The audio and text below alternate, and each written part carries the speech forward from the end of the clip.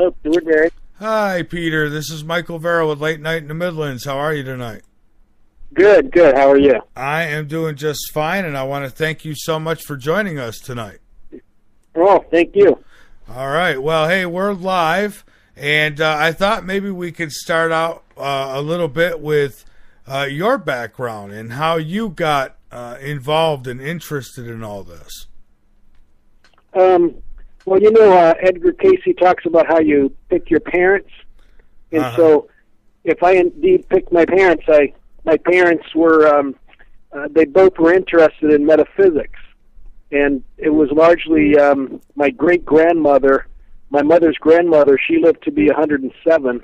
And so she was about 100 when I was born. And she was a medium.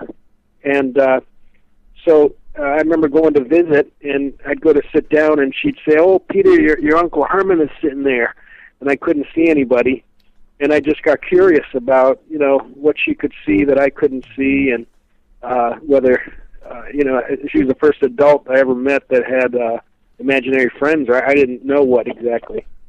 So that created an interest in metaphysics, and I just read everything I could until I got to college. I learned about Edgar Cayce and eventually pursued it further later in my life, where I read There Is a River, his biography, and made my way to the Cayce Center of ARE here in Virginia Beach.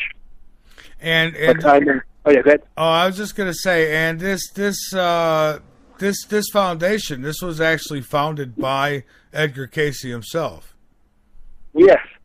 He had a hospital here from 1928 to 1930, and then a year later he founded the Association for Research and Enlightenment. That's fantastic. He was, I don't have to tell you, but I mean, what an incredible human being he was, and I'm looking forward to learning more about him. You can never know enough, and this is something that never gets old as far as topic goes.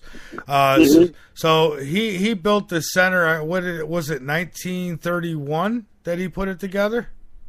Well, he moved here to Virginia Beach in the mid-20s, and then he opened a hospital from 1928 to 1930. And then when the hospital closed, his next step was this organization, the Association for Research and Enlightenment, which has been around since 1931. Oh, fantastic. So now, and he was born in Kentucky, and his psychic abilities would begin and appear when? I mean, I guess let's just start out with Edgar Cayce a bit here, and let's learn about who he was and when all this started to occur for him. And I mean, he was psychically gifted his whole life. So as a child, he talked about how when he would go on walks as a kid, he could see all the nature spirits, and I guess they call them the elementals, and I guess that's what leprechauns are from, traditionally. But he could see all these basically sprites and elves and nature spirits, and then he also had contact with kind of angelic beings, or the angelic realm, and he could communicate with. He said the trees used to greet him as a child, and then as he got older, he started noticing he could see people that other people couldn't see. So he saw like what he later called discarnates.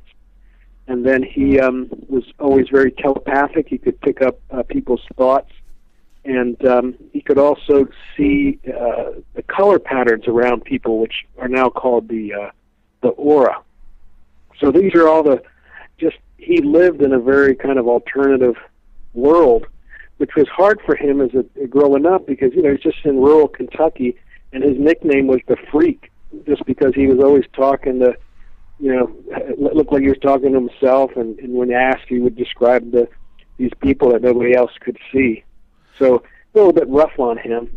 And then when he was a teenager, he moved to, he left Hopkinsville, where he was living. He moved to the next largest town, Bowling Green, and he got a job at a bookstore.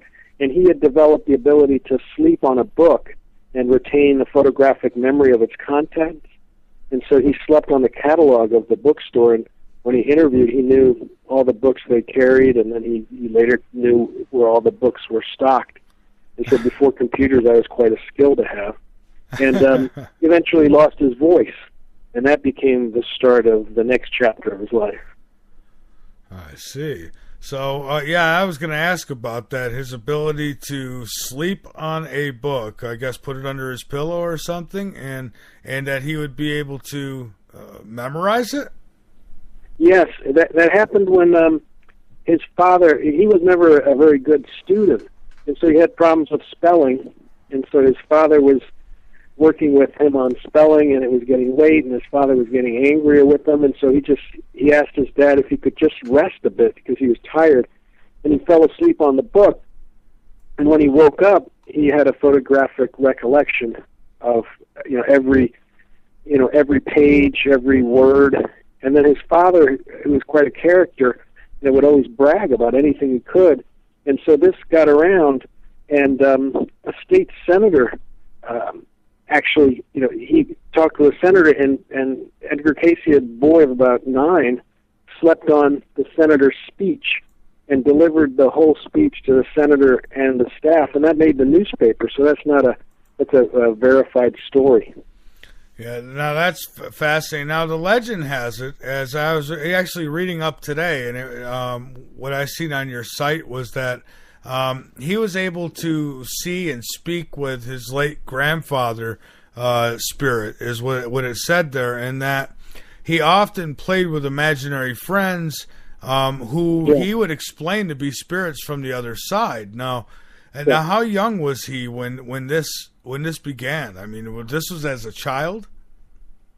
Well, the first like documented case of him actually knowing that somebody was deceased was with his grandfather. He was very close to his grandfather, and his grandfather died in a horseback riding accident. And in Kentucky, when a man dies, all the males of the family are present as they prepare the body for burial. So little Edgar was there. He knew that he had seen his grandfather prepared for death and buried. But then a few days later, he saw his grandfather out behind the barn. So he knew that this was unusual, that this was somebody who he had seen dead and buried, and then he saw him, and then he went to tell his mother, and she just told him, she said, "Oh, you must have second sight." So she didn't demonize it. She didn't, tell him it was to stop doing that. And so for the rest of his life, he had really a ministry with people on the other side. He talked a lot about how birth into this world is parallel to what we experience at death. It's like you transition into this dimension. And then he said that just like with birth, most births are uncomplicated, and maybe 1 out of 1,000, requires medical intervention or something like that. He said death is the same way. He says that most death is simple, but he said sometimes it's more complicated. And he and folks on the other side would help people that were having a difficult time transitioning. I see. So then, that's interesting. So because that's what I've often thought is that when we die, maybe we're actually really being born and and then when we're born, maybe we're actually really dying somewhere else. Yeah. So that's fascinating. Yeah, and then he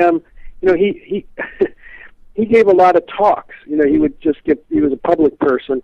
And he said sometimes these discarnates would come to his talks. Like if you ever give a talk and you notice lots of empty seats, there may be discarnates, that are not, souls that aren't in a body. And he said sometimes they would even raise their hands, like ask a question. And so he would every now and then entertain a question from a discarnate that was in the audience. That's incredible. I had a friend who had recently passed away here, and she was a psychic. And I wonder now that if a psychic like Edgar Cayce, for instance, goes to the other side, is he now helping people on the other side connect with us on this side?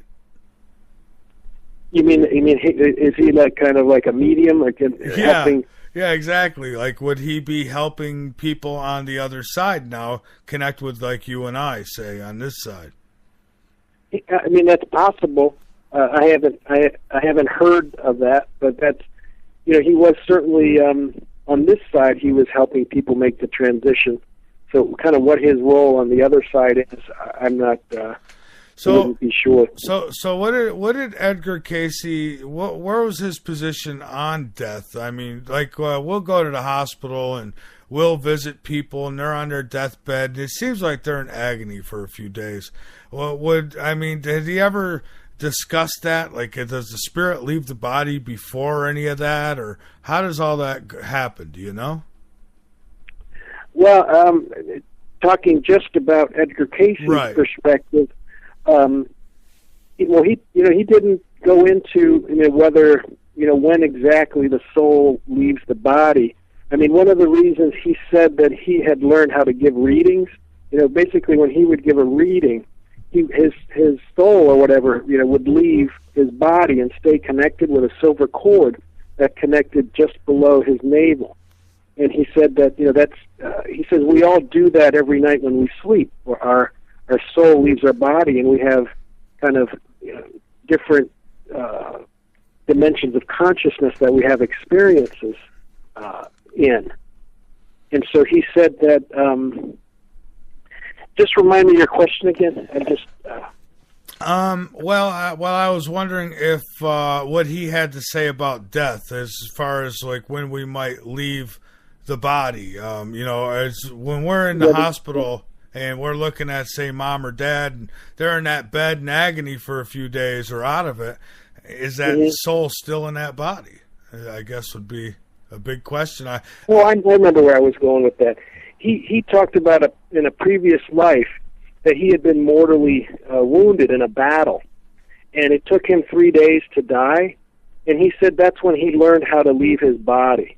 That it was basically the pain taught him basically how to disconnect from the pain and rise out of the body, and then wait for the physical death. And then the silver cord was cut, and then he crossed over.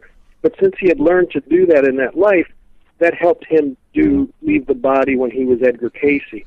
So it certainly would lie to reason that if we're in pain, that we could certainly leave the body while we're still alive, but the soul has separated, or not quite in the body, not quite feeling pain the way we might.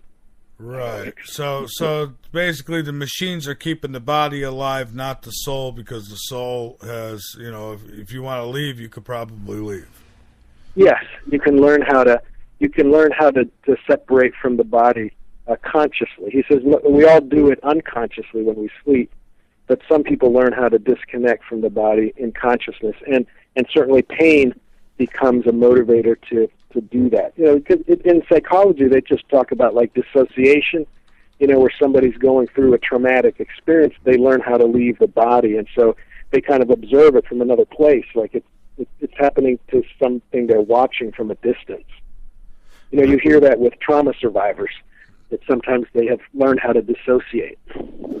Yeah, well, I know in my own case, years ago, I almost drowned in the lake. I mean, I got to a point where I knew I wasn't going to make it to shore, and I knew I wasn't going to last. And you get to a point where you're at peace. At least I did, where I was at peace, and I knew I was going to sink, and I knew it was over, and I accepted it. And and it was very peaceful. I didn't struggle. I didn't go nuts, and my friends saved me. But I was ready. Yeah. So, yeah, interesting. It is. It's strange. So I guess growing up, people probably looked at Edgar Cayce as a very strange individual. I mean, it wasn't too long before that they were burning people at the stake for being witches. So, him being able to talk to the other side, I'm sure there were some people who were really uneasy about that. Yes, and also, strangely enough, he was a very religious boy. And he was very... he read the Bible all the time, and so he was always questioning his abilities. His mother knew that he was a good person and that he would never use anything of these abilities wrongfully. But when he learned how to go into trance, and give readings, he was very suspicious of handing himself over to somebody else's control. And he made promises. He made two promises, that if he ever gave a reading that hurt somebody, he'd stop. And if he ever gave a reading that went against his Christian beliefs, he would stop. And he never gave a reading that hurt anybody, but when reincarnation started coming up as a theme in his readings, he stopped for a while because he wasn't sure how to reconcile his Christian Bible beliefs with the doctrine of reincarnation. So he I mean, he knew the Bible in and out. I'm sure he slept on it and he memorized it. He made a promise as a child to read it one time for each year of his life. So, and he did it. They said the only thing you ever saw Edgar Cayce holding was the Bible or the newspaper, or ever reading. So then I would have to seriously assume that he believed at least in most of what was in that book, right? Oh yeah, he sure did. He was a very active Sunday school teacher. Incredible. And I mean, and here's a guy who was really gifted. I mean, I have no doubts. I have no questions on whether Edgar Cayce was really able to do the things that it said that he did, because I absolutely have no doubts of that. So now I believe he put out a book about the Bible, didn't he? And what kind of things did he have to say? I mean, was he able to connect back, like in the time of Jesus and things like that? I mean, did he ever? Oh yeah, he did. He he was so interested in the Bible and all the characters of the Bible. He gave lots of readings about Jesus and the Bible, and one thing, it's quite clear that when he was talking about God, he was quite clear that God is the God of all people, and that religions are just kind of the way that we try to touch God. That God is bigger than any religion. So he was personally Christian, but at one point, let's say, like, they asked the question, "What's the best religion?" and the answer that came back through him was the one that you'll practice. So I always like to share that the whole New Age movement is really about how God is bigger than any of the religions, and so he certainly came to believe that, and and basically taught that. He's known as a father of holistic medicine, but I don't think he's known as well for being a father or a forerunner of holistic theology, because his readings reconcile a lot of Eastern religious doctrines with Western and Christian, Judeo-Christian traditions. He was very comfortable with Jesus, but he also talked about Buddha and Lao Tzu. Very comfortable with prayer, but he talked a lot about meditation. And then he brought in the concept of reincarnation. And basically, as a Christian, he had to reconcile with reincarnation. And as I have, that's one of the things that brought me to him, was that I was always a kind of student of different religious traditions, and it never resonated with me to think that any of them were any better than any other. And certainly I was raised Catholic, and I never liked this thought that no one gets to God but through Jesus. And Cayce interpreted that in a very open way, meaning that he talks about Jesus being the man, but this Christ is a consciousness. And he says that consciousness is in all of us. And when Jesus was saying no one gets to the Father but through me, he meant no one gets to the Father, or no one gets to God except through this Christ consciousness, which really the consciousness has nothing to do with a religion. It's about, he said, the Christ consciousness is a pattern that is imprinted in the mind, and it's awaiting to be awakened by the will of our soul's oneness with God. And that's the essence of what we call Christ consciousness, meaning that we awaken that we're all one. That you and me and the earth and God, we're all one. And we need to act as if we're a family. And that's the Christ consciousness, when we're acting like we're all members of a loving family. Wow, he was such a brilliant man, because I agree with that wholeheartedly. I think that it's hard to disagree. Yeah, exactly. I mean, I've always said that. It's like, no matter how you get there, everybody might have different roads that they take to get there, but we're all going to the same place. And and I always believe that God energy, that Christ consciousness is within us. and that, you know, we're all able, we don't need middlemen. We can all connect ourselves if we just get out of our cloud, right? Yeah, exactly.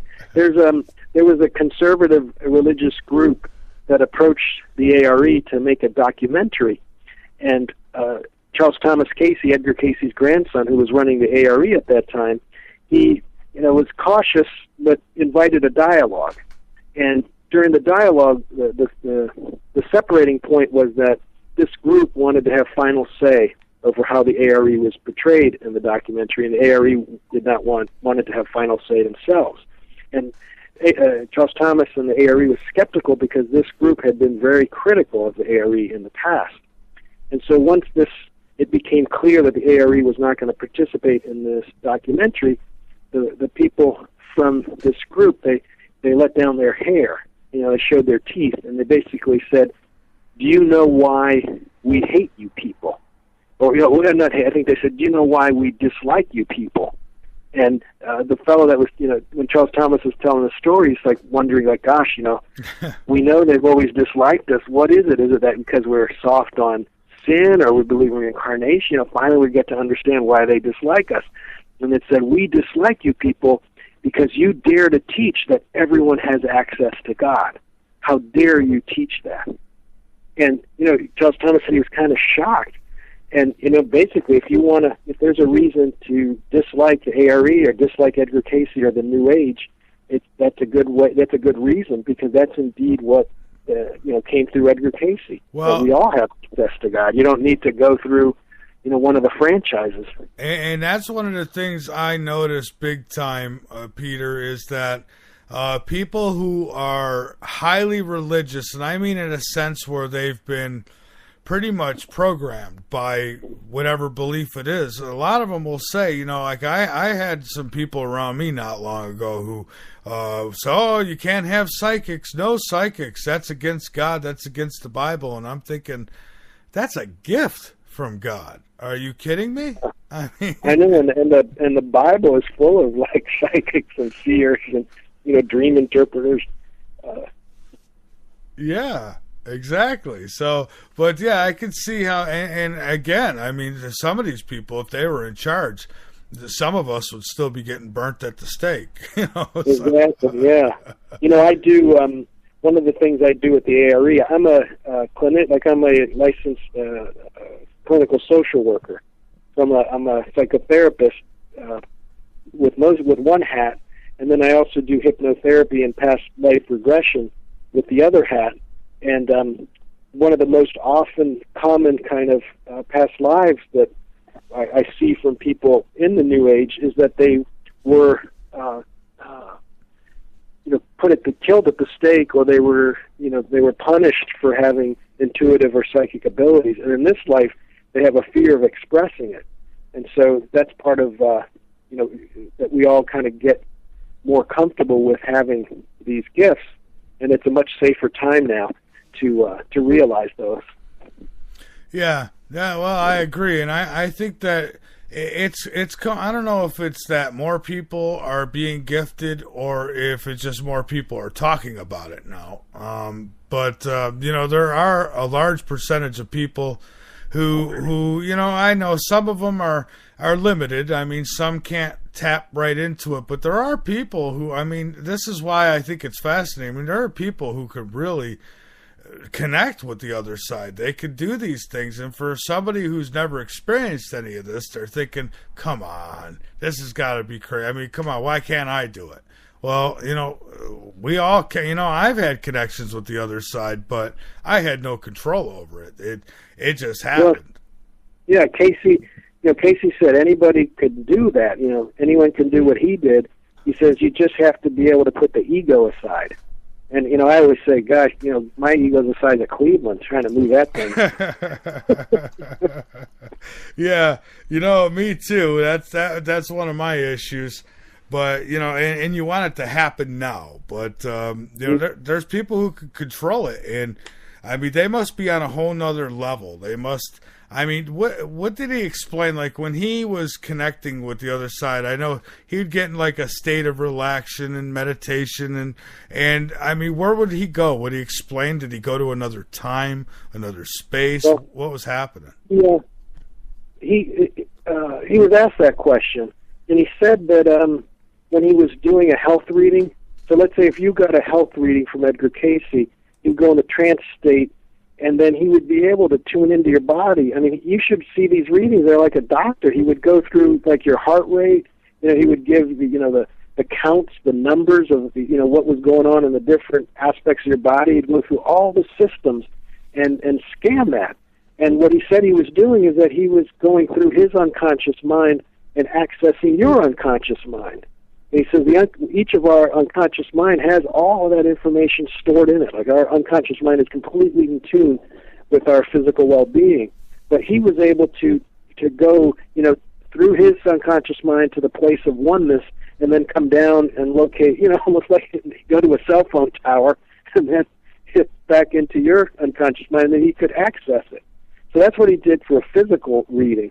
But when he would do like a life reading, which is the other major type of reading that he would do, like if you wanted to find out, like if you wanted a life reading, he would basically find out, he would tell you about several of your past lives and how they were influencing the life you're in now, and kind of what kind of abilities you have, maybe what kind of caution you about certain habits that you may fall victim to in this life, and kind of what things to avoid.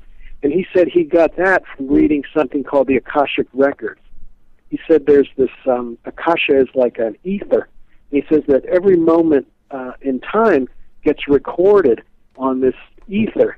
And he says that he was able to read that. And he visualized it he said he saw himself going to an ancient library. And he'd walk up these big steps, and a monk would come out with this large book, and then they would open the book, and that would be your life, your past lives, and then he would read that. And so they said, wow, really? It's this big library? And then the source said, no, that's not. That's just the way that Edgar Cayce imagines it. It's not like that at all. It's almost like the Akashic Record exists in this kind of plane where it's not visual, but he had to download it in a understandable form. And that was the form that his imagination took to have it appear.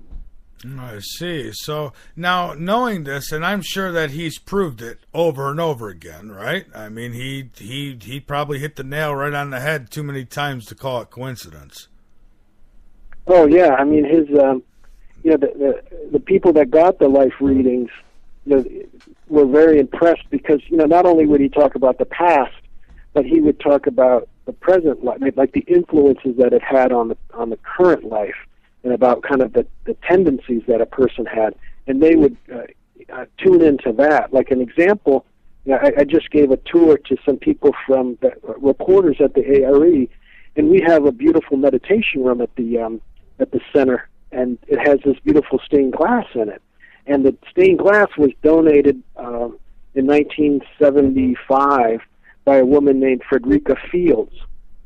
And her story was that when she was a young woman of like 22 years old, she was getting married, and her mother knew about Edgar Cayce, and so her mother thought of getting her daughter a really neat wedding present, and so she asked Edgar Cayce if he would give her a life reading, and so he did, and they recorded it, and so she gifted that to her, to her daughter.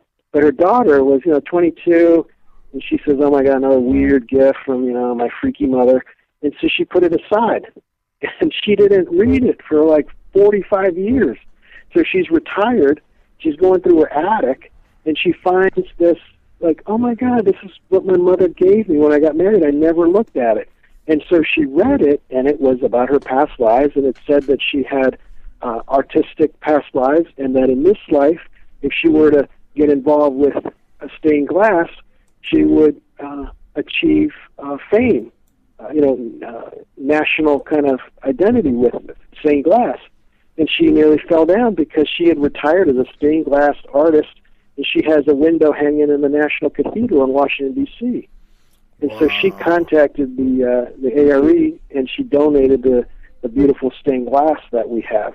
So that was an example of, you know, how he had hit it. You know, and she hadn't even read it to have that influence her. She read it after she had already retired from her career. You know, she said that she had, you know, after she got married, she went to, you know, she was studying art. She was in Italy. She started learning about stained glass. She really loved it and proceeded with that, just as he had predicted would happen.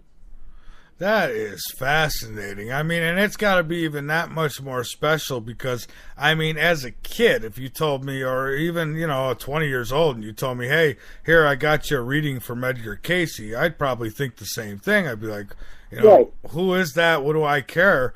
And now, you know, doing what I do now and knowing what I know now, I mean, to open something like that, it would be like a treasure. And to see that it was right. Yeah. That's fascinating. Yeah. Yeah, I've had the opportunity to meet many people who knew Edgar Cayce and had readings from him, and all the people are very credible. You know, it's just people from everyday walks of life, and you know, who just were touched by the man and whose readings helped them. You know, sometimes he would give readings for, you know, minor ailments, and they would use, you know, his kind of unusual treatments, and they would get well, all the way to you know, to major illnesses that he would help at least alleviate. So he's actually cured, or at least told people how to cure. I mean, did he tell people how to cure disease, or did he actually get in there and do it?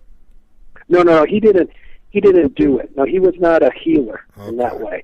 He was just now modern terms he would be called in that aspect of him would be as a medical intuitive and diagnostician. And so, but also prescribe the treatments, which is, you know, he wouldn't just tell you what was wrong with you. He would then prescribe whatever, you know, unusual treatments that would restore you to health. But he's considered a forerunner or father of holistic medicine because after he finished with the body, he went into your mind, and he would be aware. He would say a big part of your illness is that you're very pessimistic, or you have an anger problem, or, you know, you're dwelling on all this, you know, grudges and anger and jealousy. He says, you know, that all influences the physical body. So you talk about the body, you would talk about the mind, and then you would talk about the person's spiritual life. You know, their you know, what they were doing with that aspect. You know, were they hopeful? Did they feel that they were connected to something larger than themselves? You know, all these important attributes. So he saw that a healthy person has to have a healthy spiritual life, a healthy mental life, and a healthy physical life. In the reading, I mean, the quote that he's most famous for is he calls spirit is the life, mind is the builder, and the physical is the result. You know, a guy like that, you'd wonder if, I guess that if there was a way to just come back anytime you want, you know, and say, hey guys, guess what it's like over here, he'd be the guy to do it, wouldn't he? You mean to go and visit him back in those times and have a reading? Well, no, I mean, like, right now, if he wanted to, I mean, I guess, has he ever contacted anybody from the other side now? I mean, from ARE? I mean, is there any stories about him coming back to say, hey, guys, guess where I am? It's hard to, they're almost daily, you know, so it's been hard for the ARE to kind of discern. They have apparently some kind of a family, I guess he knew that would happen. And so he and his son devised a certain number of questions that only he would be able to answer from the other side. And the last I'd heard is that all of these people that have said they're Edgar Cayce or channeling Edgar Cayce, they have not been able to answer those questions. Okay, well, there you hear it, everybody. If any of you out there going to channel and contact Edgar Cayce, you've got to come up with the right answers. So, and I won't know if you did or not. You'll have to contact these guys over at ARE. Well, tell us a little bit about ARE and what it's all about, what it represents today, what you do there. It's you know, Edgar Cayce, you know, he was giving these treatments for very sick people. And it was hard for them to get the treatments administered. You know, he wasn't just prescribing treatments that you could go to a doctor and get. There were a lot of, you know, just like with religion, how he he consulted different traditions. He consulted different medical traditions. So it wasn't all just traditional medicine. A lot of it was alternative and stuff that he created. I talked about certain healing aspects of barks that were from Native American traditions. And so his dream was to have a hospital where people could come together and get the treatments. But he had given readings to these two stockbrokers, and it actually helped them make money. So they helped him build the hospital here in Virginia Beach. But the Great Depression hit, and other factors led to the hospital having to close in 1930. And then in 1931, they wrote the membership, and they said, what should we do next? The hospital is now defunct. And they wanted to have an organization where they could, meet each other. This is 1931, United States, and people are starting to, whisper about reincarnation and Kundalini and Akashic records. And you couldn't just go to the bookstore and buy a book on this stuff. You probably were worried about, getting stoned if you talked about it, in the wrong places. And so they wanted to meet each other. And so the organization basically organized an annual meeting of the membership, and then Edgar Cayce would give a reading for the group. And so that became what's called Congress, and it continues to this day. Every year, the ARE organizes this meeting for all the members to, whoever wants to come and hear about what the ARE is doing and kind of get lectures about his different subjects and that sort of thing. So the organization basically started to connect people, and then it grew into becoming, after he passed away in 1945, his eldest son took over, Hugh Lynn Cayce, and then they started publishing books, which began to increase the interest in the membership. And so at that time there were about 100,000 members of the organization. And so they had books, and then they started organizing conferences, which we still have 2 publishing houses. We still have about 2 conferences a month, and we also send speakers out around the country to give talks on Edgar Cayce subjects. And there's now branches of the organization, privately run, but connected with the Edgar Cayce Center or ARE around the country and around the world. And then at the organization, we have a visitor center, and we have free daily activities to introduce people to the life and work of Mr. Cayce. We have one of the largest metaphysical libraries in the world here in Virginia Beach. We also have Mr. Cayce. His readings and his life as a Christian was very much in not just talking about things, but actually doing helpful things. And so he, as a man, was very involved with prisoners, and he wrote letters, and he was involved with helping prisoners once they got out of jail to resettle into communities. And so the ARE continues that tradition of providing books and memberships to prisoners. And we have some kind of celebrities or well-known people that have been involved with the ARE. And our dear Willie Nelson, the singer, he largely funds or is a major contributor to the prison outreach program. He has a place in his heart for them. So that's a nice collaboration we have with Willie. Yeah, and Willie Nelson, he does a lot, and some people look, he smokes pot, so he's some evil guy. You see, here's a guy that smokes pot, and look what he does. He does nothing but help people. Just thought I'd throw it out there. He's a big fan of Edgar Cayce, and he really believes that the spiritual message in there can really help a lot of people, and that it's not dogma, and it's not nothing you're going to get beaten over the head with. And so he just helps us with outreach to prisoners. And then the organization, it's membership-based, and so we have a magazine that we publish 4 times a year that goes out to our membership.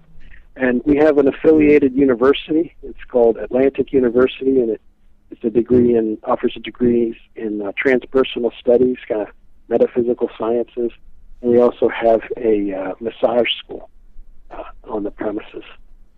Nice. So those are some of the things. Oh, I should also, one of the things I do is we also have spiritually based tour program where Edgar Cayce gave a lot of readings about Egypt, so they already started taking people to Egypt and studying the readings about what he talked about in Egypt. And so I used to be part of taking tours to Egypt until until the regime fell and it got too dangerous to go there.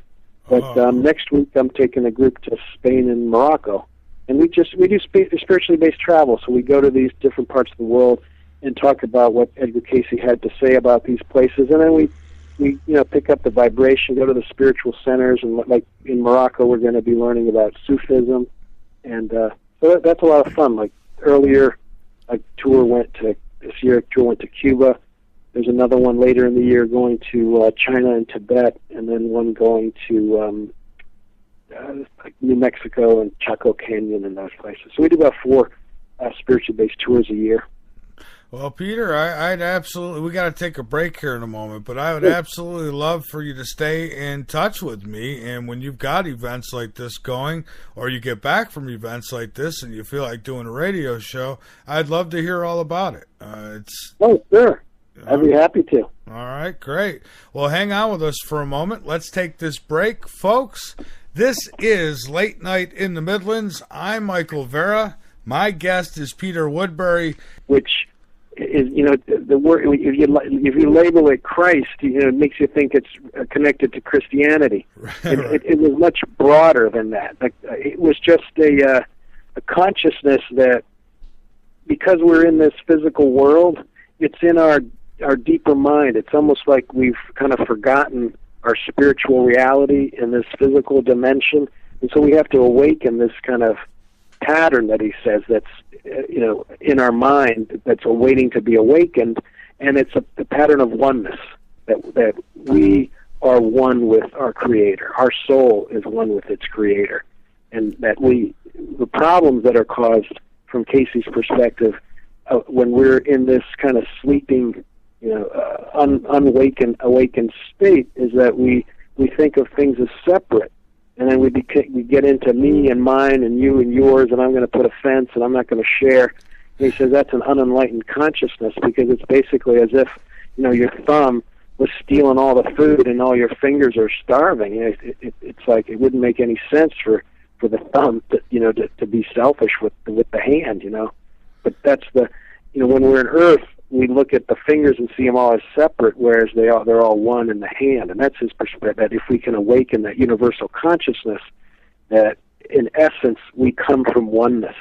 And, all the people that we admire, if you look at the great saints and the avatars, they're basically talking about that. They're talking about oneness, that we're all part of a family. Yeah, and that was an excellent way to put it. You're not the fingers, you're not the thumb, it's the hand, it's the collectiveness. Yeah. I like that. And, people need to, it's like people who walk around the early part of their lives and they treat people badly because they think that they're perfect and beautiful and da-da-da. And then later in life, they wind up being a bag of wrinkles and they have pretty much nothing. And then they wonder why nobody bothers with them. Yeah. Maybe that's karma, I guess. Yeah, that is karma. So, now you mentioned the pyramids before the break. Tell me a little bit about what Edgar had to say. Now, didn't he say that there was a compartment in the foot of the Sphinx or something like that, and that there was... Yeah, buried beneath, I think it's the right paw, the front paw of the Sphinx. He said there was a chamber where this hall of records is kept. And it's these records that there are 3 sets of them that are around the world, and that the Egypt, below the Sphinx is one of the locations.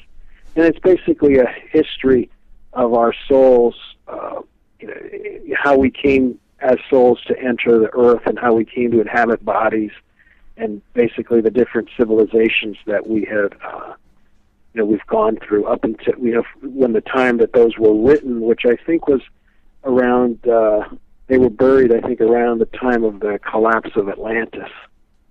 Now, they claim that they've dug and dug and dug around for them and never found anything, but I'm willing to bet that they would have probably found something and then not told us they found it.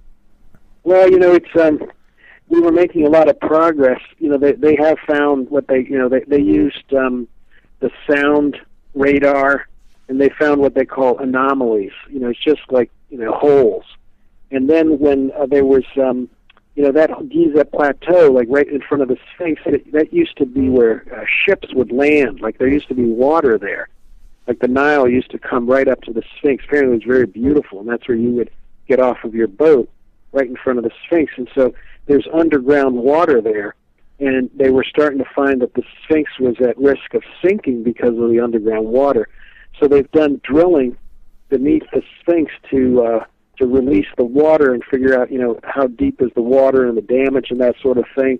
And they have found chambers under there, but the economy of Egypt is so dependent on, they're very hesitant to start digging where it might collapse a pyramid or collapse the Sphinx or something like that. So it's been just slow going.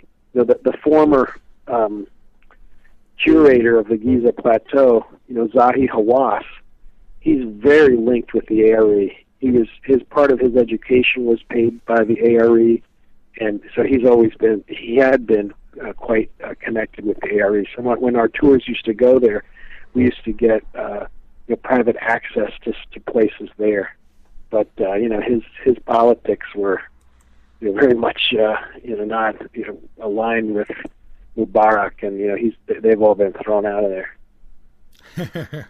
Yeah. So what did Edgar say as far as the pyramids being built, the Sphinx being built? It's been a major mystery, I guess, and a lot of speculation. I don't know. I think it's two options for me. It was either advanced technology that was created here on Earth that they just aren't telling us about or they don't know about, or it was from otherworldly, because I don't see how they did these things with if all they were working with was stone tools and logs. You know what I mean? Yeah. No, there's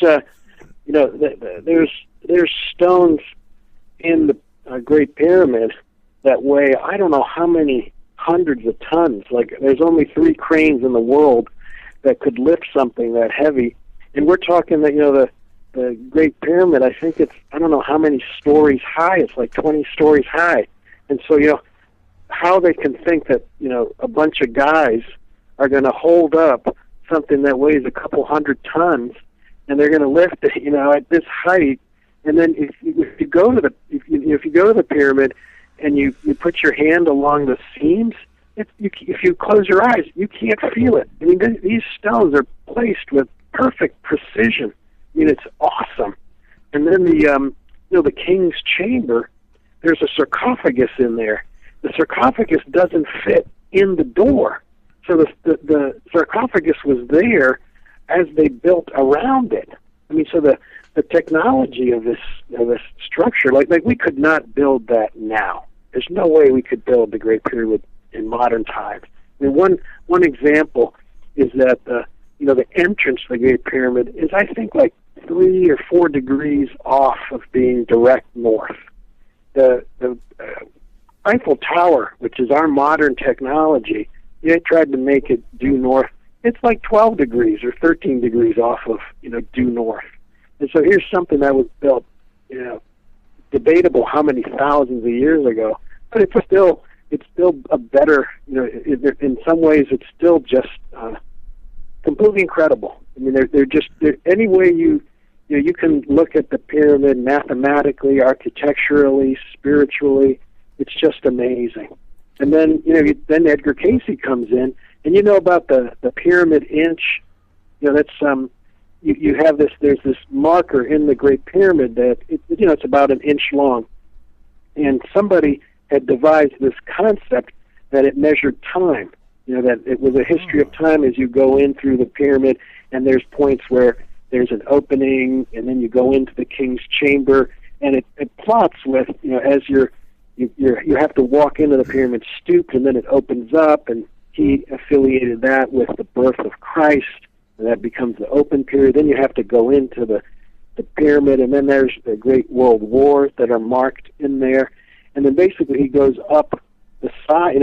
The person who wrote this, I forget the guy's name, when Edgar Cayce was asked about it, said, "Yeah, he did a great job, except he didn't continue going up. and the date that the pyramid calendar ends at is 2038.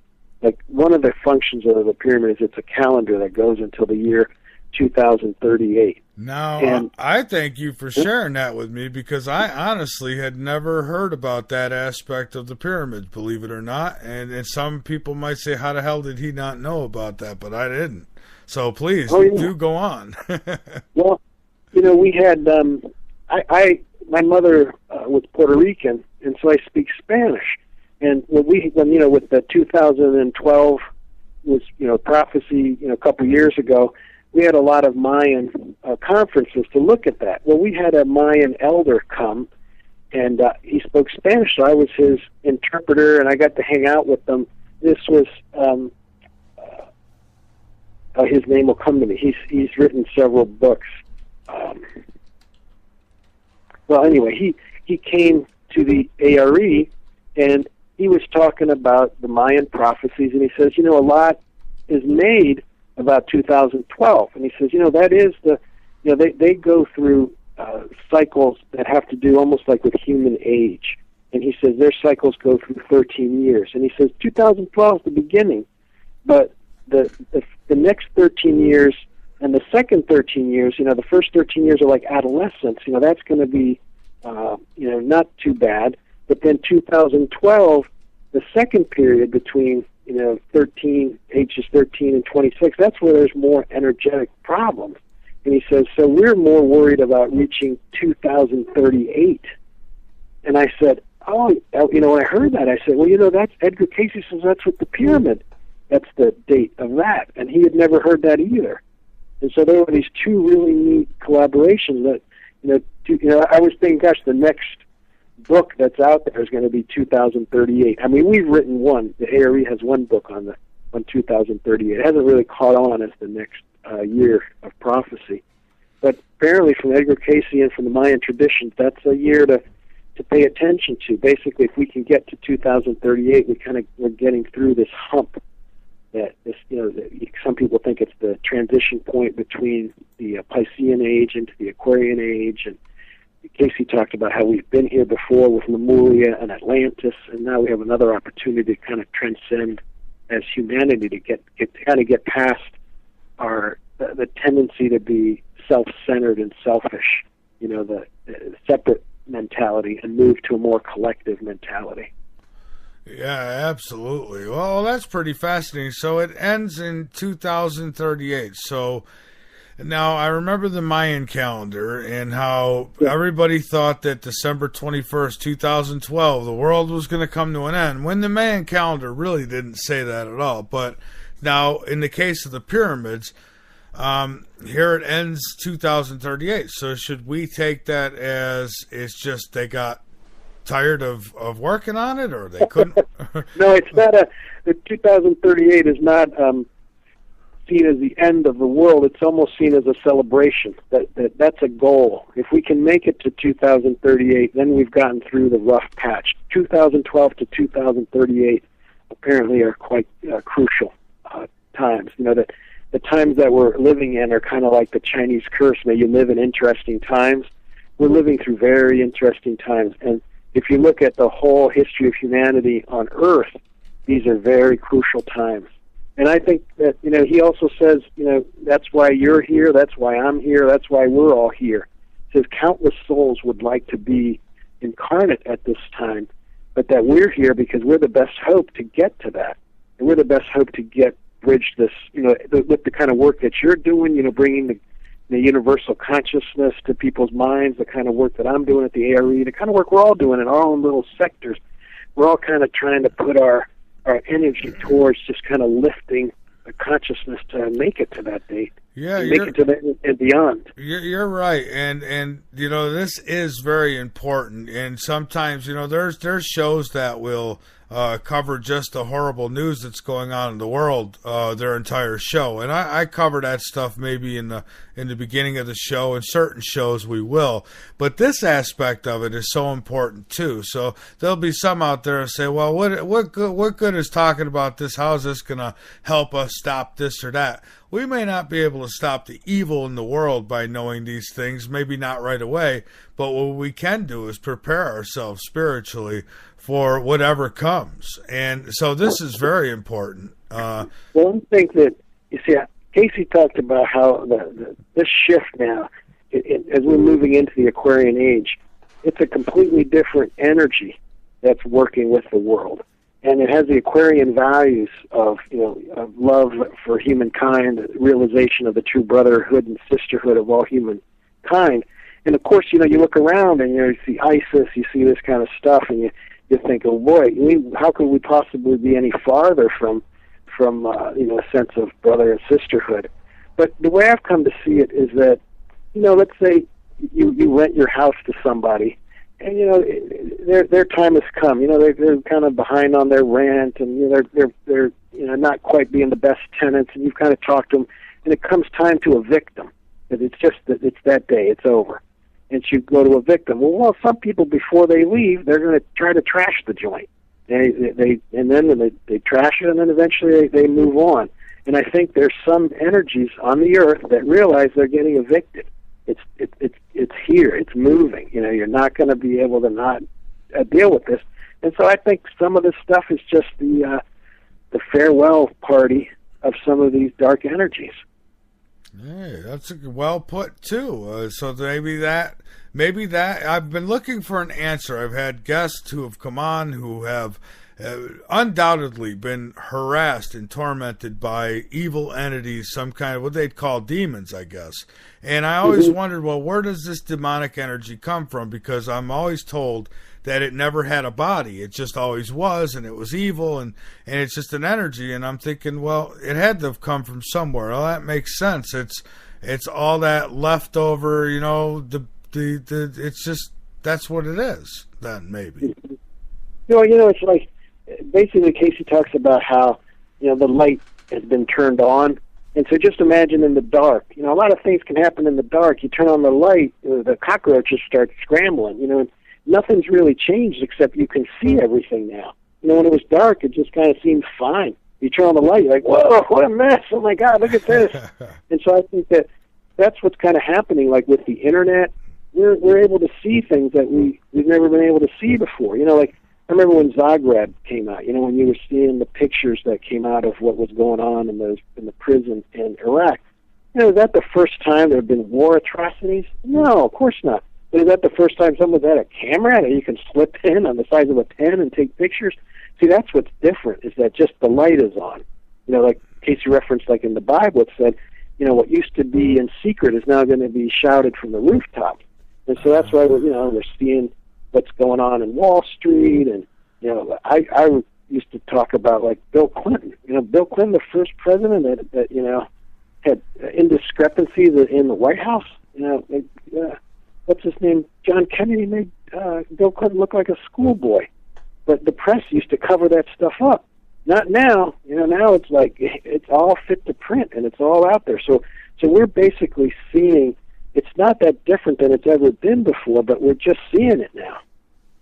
Yeah, and that's another great point that, I guess it said somewhere also that man's voice would be heard through the air and things like that. And, you've got radio waves, you've got all these different things. But the internet, since the internet's come out, if you're, and I don't mean you, but anybody, if you're a fake or a con artist or you're up to no good, at some point that is going to come out. And it's going to be public. I mean, nobody, so you're right. Yeah, it is like, so perhaps then, I had one guy who come on and said, well, evil can arise from cyberspace. And I thought, well, so can greatness, right? I mean, so are we talking about that fight between good and evil? Might it be a cyber type fight? Cayce said that the closest energy we have on Earth to the God energy is electricity. I've often thought, electricity, we use electricity for healing. We use it for fantastic things. But you can use electricity to kill somebody, too. It depends on the intention that you use something with. Like the Internet. The Internet can be used for fantastic things, or it can be used for really horrible things. It's almost like, we have free will, and we can shape the energies either in perverted ways or in really healing, constructive ways. That's the wonder of having free will, like the gift of the Creator. Right, and they're talking now about people living after death in cyberspace. Building these like robots or these programs. I've heard this. They're gonna set up like these virtual malls, and they'll be able to upload your personality, everything about you in there. And pretty much they're working on trying to get your consciousness, however they would ever do that, and upload it into this character. So you'd be in this mall for eternity, but you wouldn't know you were there for eternity. Oh, that talk about identity theft. Yeah, I mean, and I think about that sometimes as maybe Edgar Cayce touched on this, but some people say that could be the case, that maybe we're all just a program here right now. And we better hope that whoever's at the computer don't fall asleep, or has he? Well, he did talk about, one of the things he says is that when we're in a physical body and we get too attached to physical things, that when we leave the body at death, we're still very attached physically. And he calls he said that the dimension outside of this dimension, he says the first kind of place we go, outside of the body. And he says that the souls come in this way and they go out this way. And he calls it a borderlands or an inter-between. But I think of it a little bit like Grand Central Station. It's like people go home that way or they come back, they go to work through this Grand Central Station. But there are some, if you've ever been to Grand Central Station, there's some people that live there. There's some people that aren't transiting. They're setting up residence there. And he says that in that inter-between, there are some souls that have gotten very earthy, very earth attached, and their vibration is such that it takes them a while to transition. And he said that, let's say in the case of addictions, he says let's say if someone is a heavy drug addict, when they die, they maintain that addiction while they're out of a body. And he said if an incarnate person, he says especially if they black out, that discarnate entity can possess the body of the person that's passed out, and so they get like possessed. They have their own consciousness, and then they have this other discarnate entity that's trying to get high through them. And I work a lot with addictions, and to me it's kind of explained why somebody's nice when they're sober, and they struggle so much with addiction, and when they're high or drunk, this completely different like personality comes through. So it almost looks different. So that's just a thought that he shared that I remember thinking possession sounded like something from the Catholic Church and demons. And that goes without saying. I think that you're onto something there. I think Edgar Cayce was definitely onto something there. And that, I back last year in September, I had a heart attack, and after this heart attack, I mean, I could never quit smoking before that, but I had this heart attack, and I gave them up, and I thought, and as time goes on here, I'm thinking, does the soul take these steps to prepare itself for that journey? Like, okay, you're not going to be able to be over here if you're addicted to those, so we'll do a little bit at a time through your life to release these addictions. But then I think of people who don't let go. So how come some can and do and others do not? And, how does that affect you? Addictions are, it's such a hard habit to break. And addiction, it has psychological components, it has physical components, and then now we're seeing it has also spiritual components. And so addictions are like, that's why I think the AA model works well, because it helps people connect to God, with the higher power. And once you start dwelling on the higher power, it's like that repels kind of the lower, if you're dealing with a possession, it starts to to repel those energies so that you can kind of start dealing with the addiction just in your own self and try to break that pattern. Wow. But I think you're right that you certainly, from Cayce's perspective, you want to try to cross over with as little attachment to things as you can. You know, he says all you take with you is your consciousness. And if you have a loving, kind, generous consciousness, that's going to be like, in a way, you know, when he interprets Scripture, he says, "In my Father's house are many mansions," he says those are states of consciousness.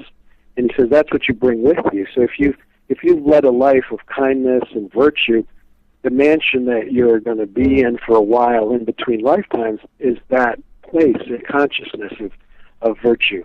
But if you've had a lifetime of kind of greed and possession and that sort of thing, that's going to be a state of consciousness that you'll be in for a while as you kind of work through it. And you know, what worries me about that is, like, where do we draw the line on possession? Like, does that count?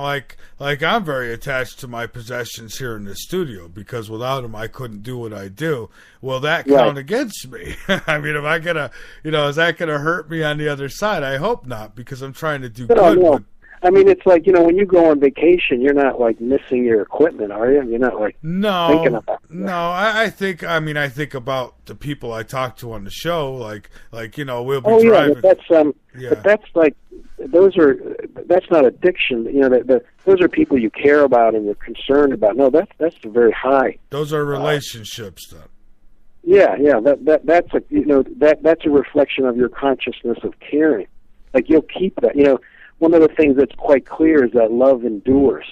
You know, when someone crosses over to the other side, the relationship continues. You know, just because they've left a physical body, we still have a relationship to that soul, and we've probably had a relationship to that soul from the very beginning. You know, like a loved one, a parent, you know, grandparent. Cayce calls that part of your soul group, and so you've been traveling together many, many, many lifetimes. And just because they've died and crossed over, the connection between the two of you remains. That is fascinating to think about. And now with reincarnation, here's a curiosity that comes out of me with reincarnation. So I had somebody once tell me that, like, I had a visitation from my mom in 2004. So could it be possible that she could visit me and have already reincarnated on top of that? Or yes, that is possible. Yes, because, you know, Cayce kind of was teasing one time. He says, nowadays, he says, people wonder where the soul is in the body.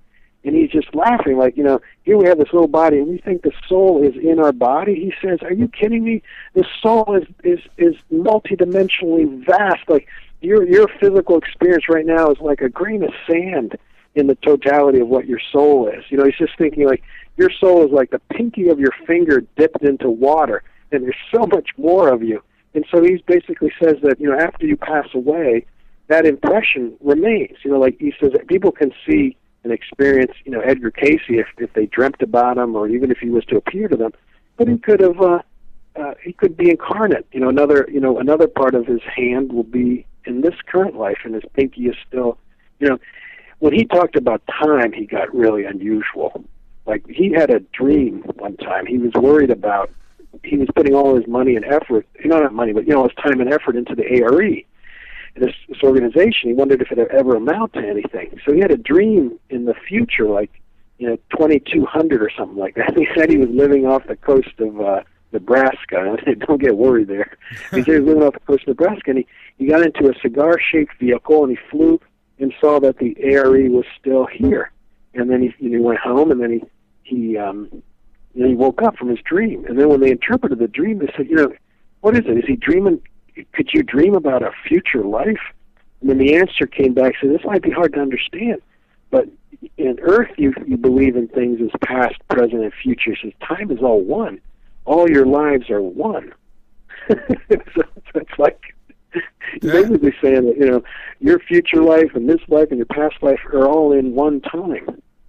And that's kind of complex to wrap your head around. It is, but it's doable. And you know, I don't know, I picture like a bunch of cards in my hand, you know. Yeah. and they're all together. Those are all my lives. And You know, some are aces and some are jokers. Yeah, and I sort of think that if they're all happening simultaneously, somehow they're connected. And so somehow, you know, like what I'm doing in a past life is affecting me now, and what I'm doing in a future life is affecting, you know, somehow it's almost like we're going to achieve enlightenment in these lives at the same time. I mean, it's almost like it makes time seem much more alive. That, you know, it's not static. If they're all one, then it's just like I feel like I'm alive now, but I feel like, oh, if I had a past life, I'm dead. Or if I have a future life, it hasn't happened yet. But if they're all one, it's just fun to think about how they're connected. Yeah, and for, you know, I'm really curious as to what, I'm sure we all are, curious as to what it is like on the other side. I mean, what do people do for fun over there? I mean, is there such thing as fun over there? How does all that work? He said the bowling alleys on the other side, you would not believe how fun they are. No, I'm kidding. Well, he said that the first dimension we go through is the dimension that we access in dreams. And then he had this, he talked about how our mind, what we believe in, is so important. Like he says, you know, people that don't believe that there's an afterlife and that all, you know, all you see is all you are. He says when those people die, they get very confused. And he says they feel like they're in a dream, except it's a dream that never ends. He says there's some people that are dead for like 20 or 30 years and they're just kind of wandering around in this dream that doesn't end. And he says that, you know, it takes them a while to kind of orient to like, oh, okay, I guess there is an afterlife. I guess there is something else for me here. But then there's transitions in consciousness, and then Cayce talked about, you know, he says there's an infinite universe of worlds. It's just infinite. And he says we just, you know, a number of us souls came to this earth, and because of the space-time continuum here, we come here to learn patience. Like it's the only place in all of creation where time exists. And since time separates you from things, you know, where time is one, there's no need for patience. It's like, you know, it's immediate. Like thought and results are equal. Where here you can kind of want something and then you don't have it, and then you have to have faith, and you have to have, you know, faith and patience. And so that's the spiritual lesson that we apparently learn here on Earth. But then he says in this, you know, this solar system, he talks of it, it's an 8-level school. Earth is the third dimension. And in between lives, we go to the other schools, which are represented by the planets. So he says the planets are just, like, in between lives, they represent, like, Earth is a planet, but then you can inhabit in consciousness like Mercury. And he says Mercury is all about your mind, and all, you know, just like it is for astrology. And then Mars is all about energy and action. And Venus is all about beauty and love. And he basically says, like, after you've lived a life, and I'll simplify it. So let's say you've been too passive, you've let people push you around, you haven't really stood for yourself. Then you're going to take a sojourn in Mars where you'll pick up energy, like martial energy. And then for your next life, you'll come in with more Mars energy to kind of be more active and kind of pursue your agenda as a soul a little more forcefully. Or let's say you've had a life where you've been too forceful. Then you'll go to Venus and pick up more beauty, harmony, and balance, and you'll add that to your repertoire as a soul. Oh, so all these planets that we hear about, they actually have more of a purpose than we thought. Yes, he called it for interplanetary sojourns. So maybe that's why we could send an Earth-like probe over these things, and they go, no life there. But, you know, in reality, it's just we can't connect on that realm. Ah. Well, it's on another dimension. Yeah, one thing I've come to understand with Edgar Cayce is that he's real big on consciousness, and it's like, you know, I've always wondered about, like, you know, is God everything, or, you know, what's the difference? Like, how can we experience something that's not God, and then God is basically everything?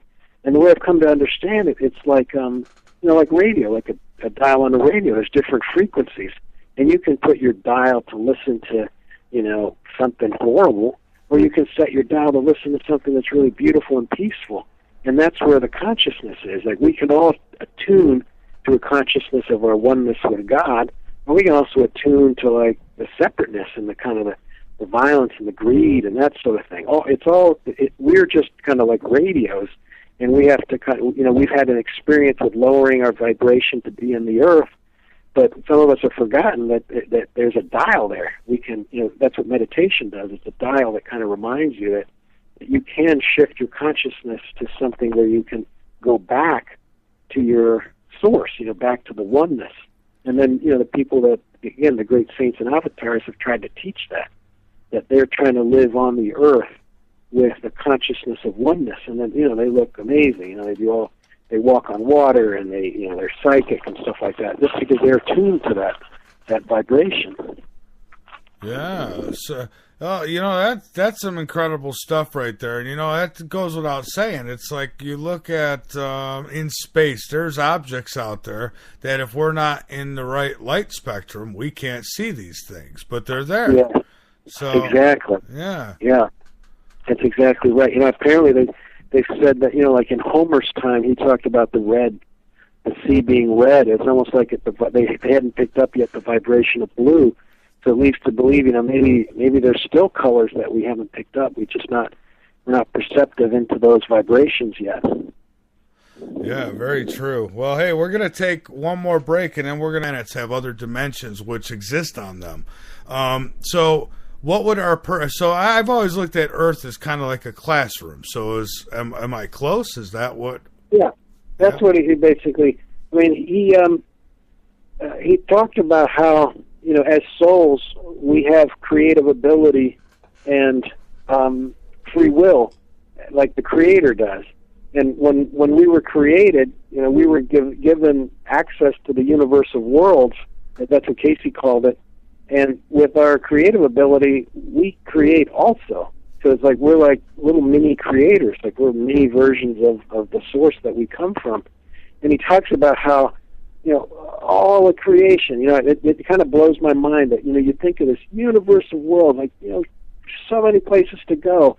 And our story, you and me and all of our friends, we got interested on Earth. Like, it's this little grain of sand in this universe of worlds, and it drew our attention. It was a physical dimension. We're spiritual, and the soul's androgynous, and there's gender here.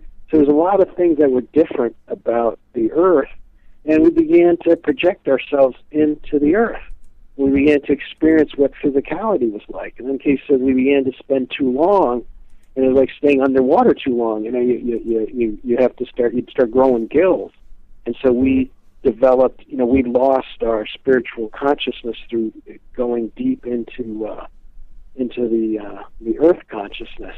And basically we're in this process, according to Edgar Cayce, of just trying to remember our spiritual origins. And eventually, it's like this, the prodigal child story, that we were kind of one with the Creator, and then we were given our inheritance, which is, our psychic and spiritual gifts, and we went, yay! And we went all the way out to separateness. And then the story is that we're going to come back to oneness, but we have consciousness of what it's like to not be in oneness. And that gives us like an appreciation, like of, that type of consciousness is apparently new in creation, that we'll be able to go back to oneness. And just like the story of the prodigal child, the one that stayed behind is very immature, is jealous and petty, but the one that went through this whole voyage, and suffered and came back, is very mature. This whole journey that we've been on, like you're saying, the school will deepen us. We come back to the Creator with tremendous depth and breadth through everything that we've learned on this soul journey.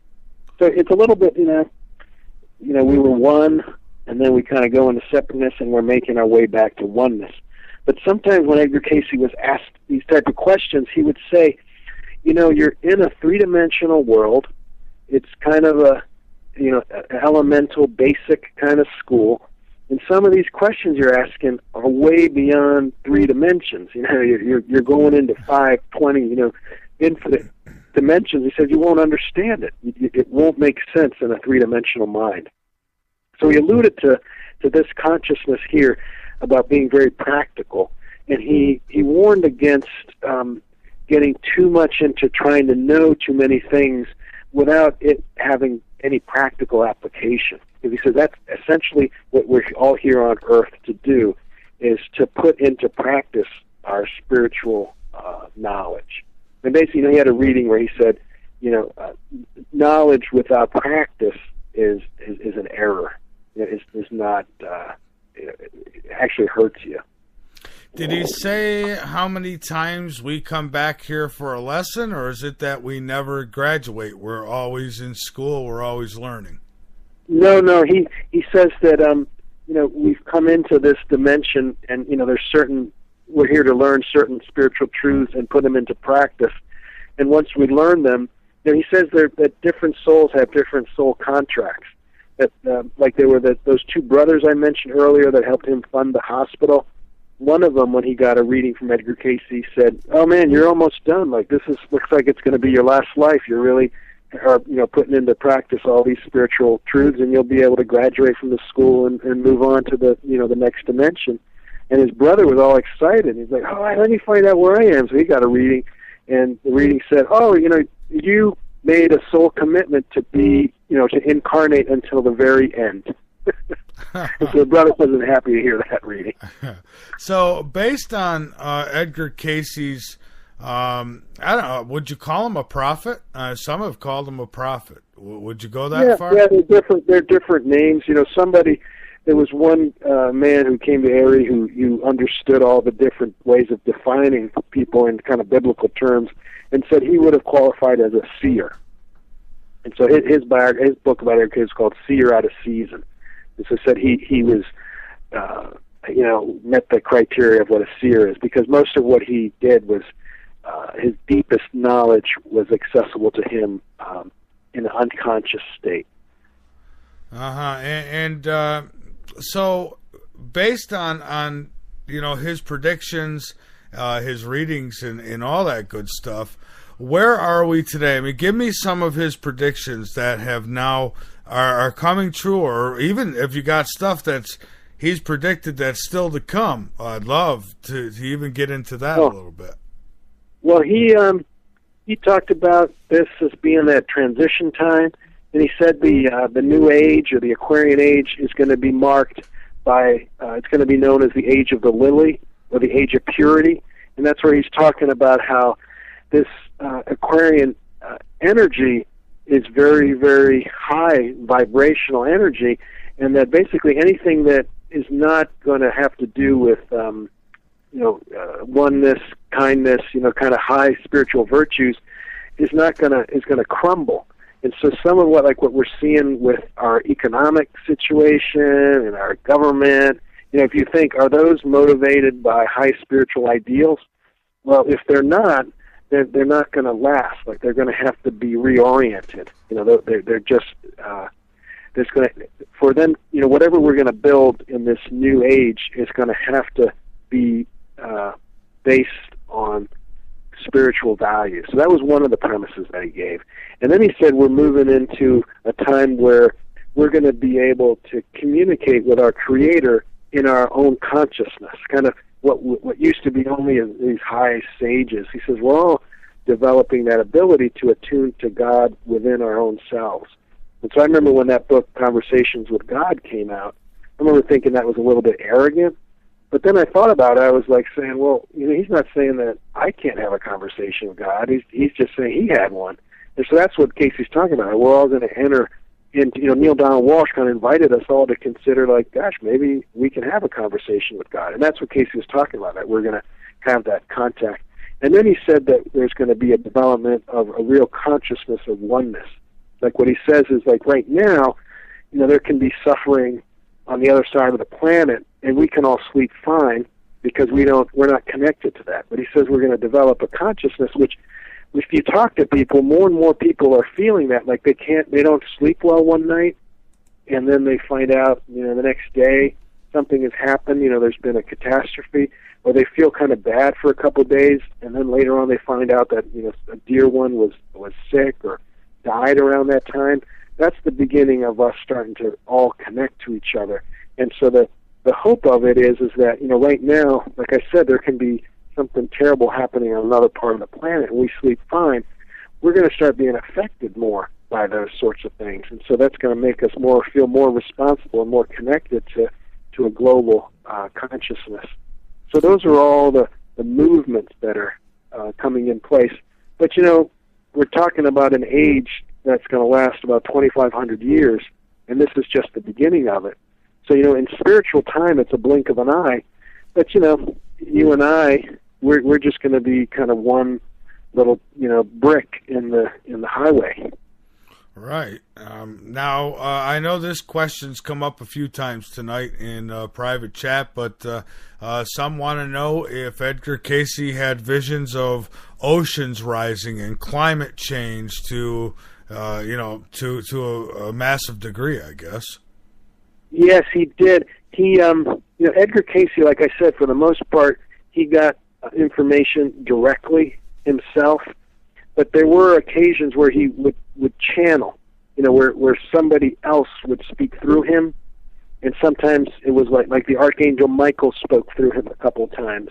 And when he gave the 18 kind of earth change readings, it was given by an angel named Halilio, who someone had told me is the angel or the Archangel of Karma.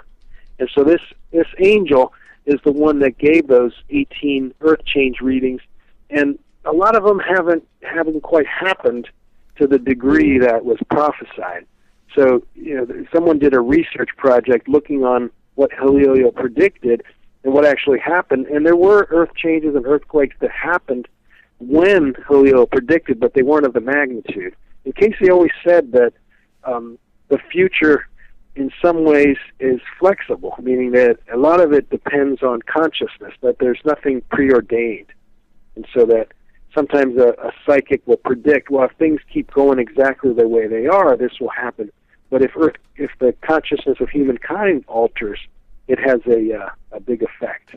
But some of Halilio did make predictions about, Manhattan suffering earthquakes and the Great Lakes opening up into the sea and Japan falling into the sea. Those were some of the Earth changes predictions, but times weren't put on them. But Japan is one of the most earthquake centers of our planet. So it's possible that could happen. Yeah. Wow, that and it really looks like those things are happening. I mean, the oceans have rose, and they're probably going to continue to do that. I mean, the Earth is going through a lot of changes, weather-wise, and so on, and so we're heading to some trying times. And is there a time that the planet, I guess, has to be reset? And then, I don't know, new classrooms are built here or something, or how does that work? Well, he had, he did have that dream of like 2200, but it was, like I said, he was living off the coast of Nebraska, so I guess the next 200 years are going to have some of those pretty, decimating or earth changes. He did talk about that those things are coming. There are. I think of it in a way like, when there was the tsunami that hit Japan, I think that was to show the world stage that just because we have a cataclysmic event doesn't mean that we have to lose our humanity. What happened in Japan is people continued to act humanely with each other. There was almost like no looting, or there was just a whole lot of sharing. People taking their turns. And so I think that was to put on the global stage that, when can we see that as a model? And so that, when there's something that happens to wherever we are, can we keep our humanity? And that way more people will thrive that way. Yeah. Now, of course, this question comes up anytime we talk about things like this. People want to know if there was anything mentioned or said, I guess, about a Planet X, a Nibiru, any kind of celestial body coming in dangerous proximity of the Earth? The only thing, he did talk about the dinosaurs and how he said there were humans at the time of the dinosaurs, and it was alluded to that the dinosaurs had to be eliminated, and it wasn't clear whether that had been with some kind of an asteroid that had hit the Earth, which had wiped them out. And I know that is a theory of how the dinosaurs were killed, but no, he didn't predict anything coming up having to do with that kind of a cataclysm happening with another heavenly body striking the Earth.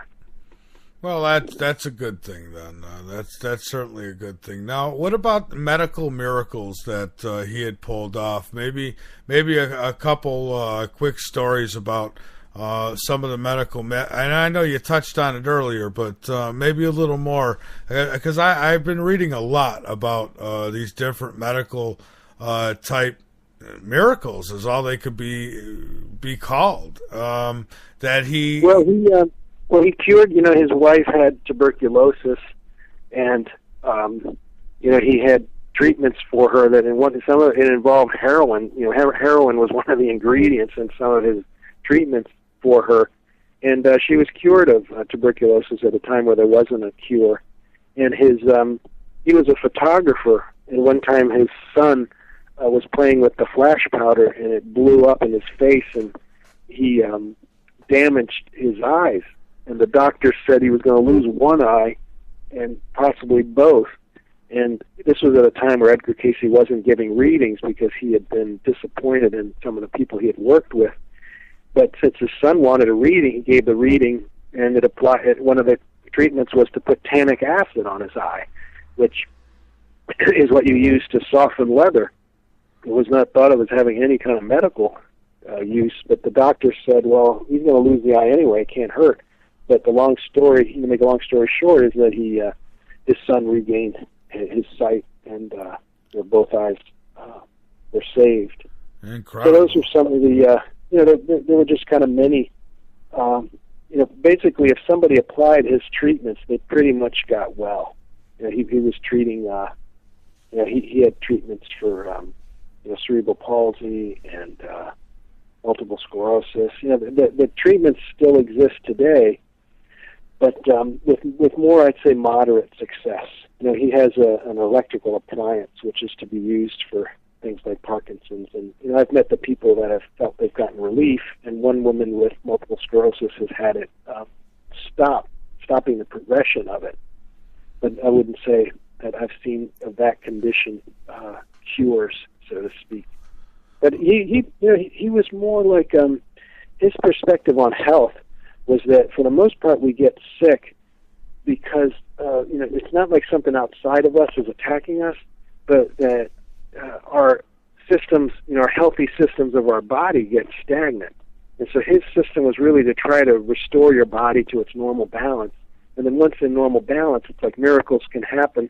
Kind of once you stop, you put down the French fries, and you start sleeping a little bit more, and do these certain.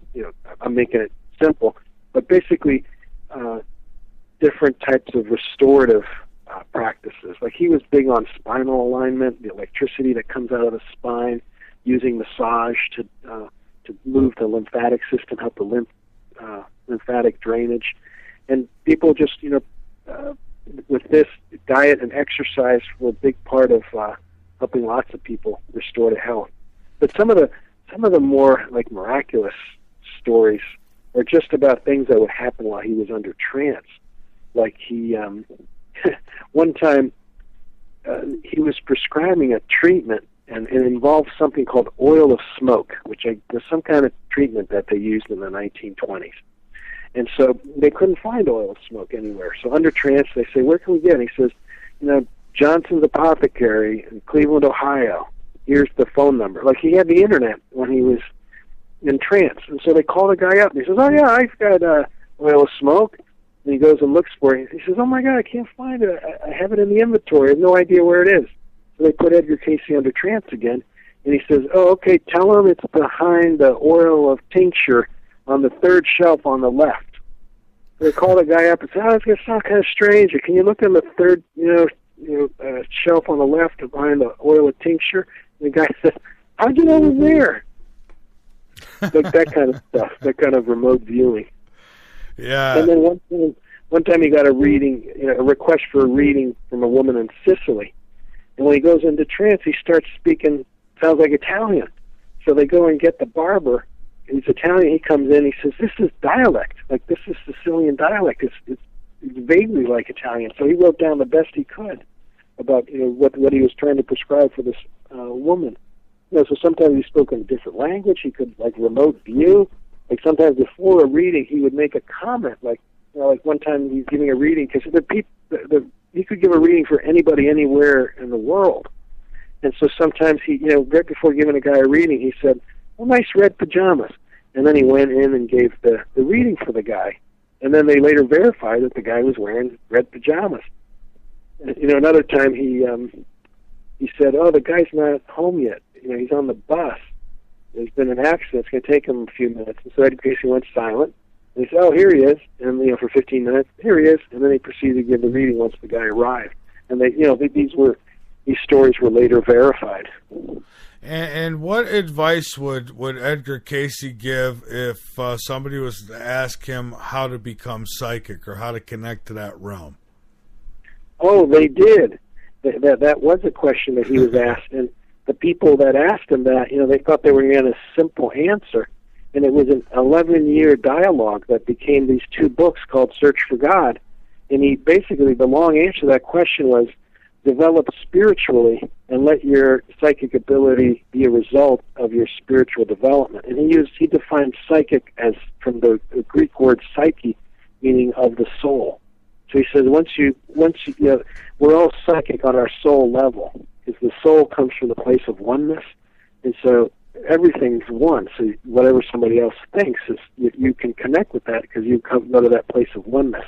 But he says when you do it from a place of spiritual development, that then you're not going to misapply it and use it selfishly. So basically, the more you pray, the more you meditate, the more you desire to be helpful to other people, the more you're going to develop psychic ability. Fascinating. Just absolutely fascinating. Well, I got a few more questions for you here before I give you the floor. And now I understand that still today, people are able to relieve themselves of illness through information that was given in readings, I guess, many, many years ago. Is that true? Yeah. Oh, yeah. Like with psoriasis, psoriasis is a treatment that they say there's basically no cure for. And I had psoriasis and worked with his readings. It wasn't easy, but I was able to cure that. And then, there's a book written by a chiropractor. He's now deceased. It's called Healing Psoriasis, and he's had just tremendous success helping people with psoriasis. Basically, Cayce said that psoriasis is a skin disorder. Like you get this dry skin. It's basically the skin replaces itself every 3 days instead of every 28 days. So you get these red patches.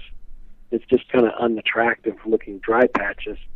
Cayce said it was related to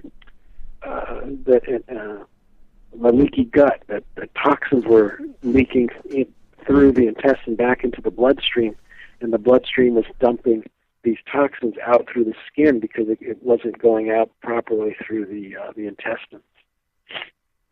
Wow, that's incredible. And now dreams. That question's come up a few times, and we touched on it briefly, but What did Edgar Cayce say about dreams? What are they? Is it another dimension, or is it what science tries to tell us, just neurons going off in the brain? Well, I remember I did a research paper in college on dreams, and that was a nightmare. I mean, so many different perspectives on dreams. But basically, most of conventional view of dreams is that you're taking events from the day and you're filing them in with your memory. So you're just kind of laying there completely. It's like the shop is closed and some part of you is just doing filing work. It's taking whatever happened in the day and it's kind of putting it in with your memories, and then the dreams are just kind of a pop up, like, let's say during your day you ate a hamburger and then it reminds you, dream as you're filing away hamburger, you dream about eating a hamburger when you were 6 years old, and that's how it gets filed. That's one perspective of dreams. Well, Cayce said, and he's the only person that I've ever read that said this, he says that when we're asleep, we're having actual experiences. So the body and the consciousness is asleep, but the soul is active. And the soul can go anywhere. It goes way outside of three-dimensional reality. It goes to its home. It goes all over the place. And then what are called dreams are just the downloads in three-dimensional reality as best it can be downloaded into. So that's why dreams are not words, because they're happening way beyond words. The closest thing that can download them, they say a picture is worth 1,000 words. That's why they communicate through pictures, because it's coming. A picture has much more facets than words can have. So I remember I had a dream one time of being in the middle of the ocean, and I was just floating in the middle of the ocean. It was nighttime, and I was in such bliss. And I woke up and thought about it. I said, if I'm floating in the middle of the ocean, I'm going to be kind of freaked out. I'm going to be in bliss.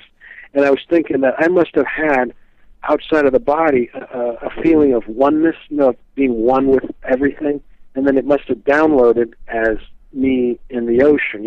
The ocean is like a symbol of spirituality or emotion and just kind of being interconnected with all things. So that's a little bit of a perspective that he had about dreams. Incredible. Now, Donna, who is listening to the show, asked if a psychic would be able to connect with Edgar Cayce. I guess basically, is it possible? I guess it is, right? Well, he did give a reading that he said that after he crossed over, he would stay connected with those he cared about and those that cared about him, and that he would continue to be a helpful influence. So I think that just like any great soul, that if anybody wants to connect to him and is seeking his influence and his guidance, that he would come to them. Oh, fascinating. So then it would be possible, for me, I don't know. I guess I don't have the patience for psychic type things. I mean, it has to come to me. If I try, I don't know. So either I freak myself out or it just doesn't work. Now, one last thing, and then I'll give you the floor to get out any information you like. Okay. Spiritual growth, meditation, prayer. What did Edgar Cayce say the importance of these things were? Well, it's basically his whole, essentially Edgar Cayce was about kind of how to, if you want to know like the purpose and meaning of life, he basically says is that you're an eternal spiritual being. You're a child of God, and remember that. Don't get lost in this little physical body and think of like, oh, woe is me, I'm nothing, I'll never amount to much. He says, what are you talking about? He says, how could you possibly have forgotten, you're like a prince and a princess, you're an heir to the Most High. And he says, take some time to wake up to that. And that's where he said, meditation, he says we have these spiritual centers, which we call chakras. And he says in meditation, those begin to spin. And then you start to get in touch. You get to start to tap into that part of you that's infinite and eternal. And do that for a while. Not just a day or two. He says, try it for 3 months, and then you'll begin to, you'll start to lose that sense of, poor little old me, and you'll start to move into this consciousness of your deeper self, your eternal self. And then he says you'll start to awaken to, more peace will come into your life. Because basically you're awakening the eternal part of you.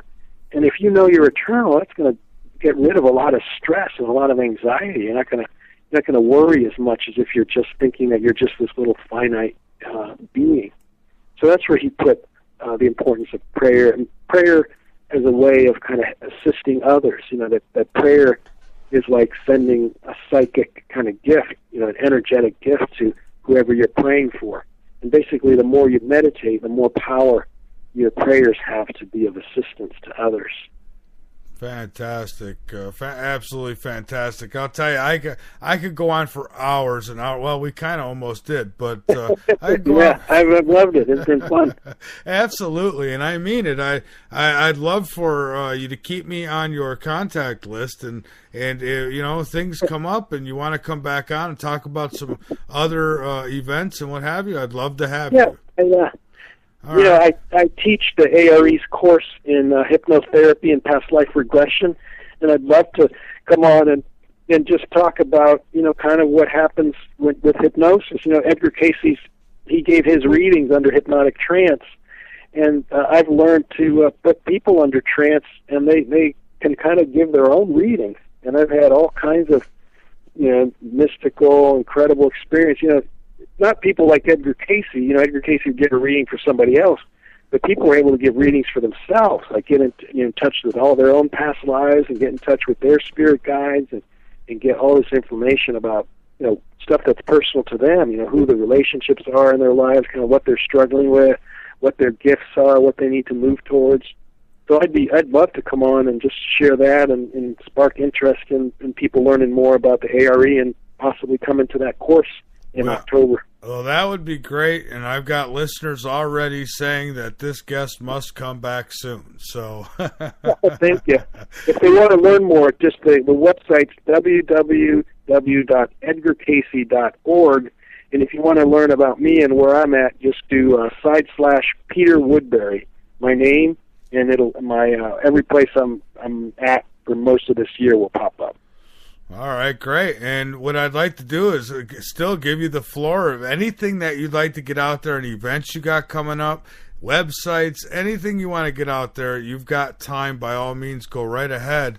And I'm going to keep you linked up on LateNightInTheMidlands.com on our links page. And I have absolutely tremendously enjoyed this conversation tonight. Thank you. Oh, thank you. Me too. And I have a fledgling personal website, which is peterwoodbury.wordpress.com. And my name is Peter and Wood, and then B-U-R-Y, peterwoodbury.wordpress.com. And you can learn. I have a blog I've started doing and some interviews, and I'll put this one on there, and all the activities that I do with the Edgar Cayce Center. All right, great. And I'll send you a link after. We're moving from the outlet we're on now. We're going to be heading to our own server, radio station type deal. And so I'm going to be putting it on my website. And as soon as I do, this weekend, I'll make sure I get you the link to the show. And you could do what you please.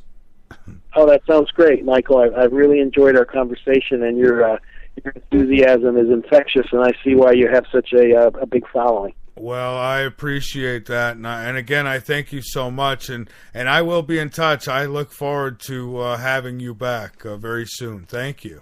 Oh, thank you. I'd be honored. It's been a pleasure talking with you, and I just love talking about Edgar Cayce, and I can see that you do too. Oh, absolutely. All right. Well, Peter, thank you again, and we'll talk soon. All right. Have a good night. All right. You too, my friend. Good night. All right, everybody. That was Peter Woodbury, and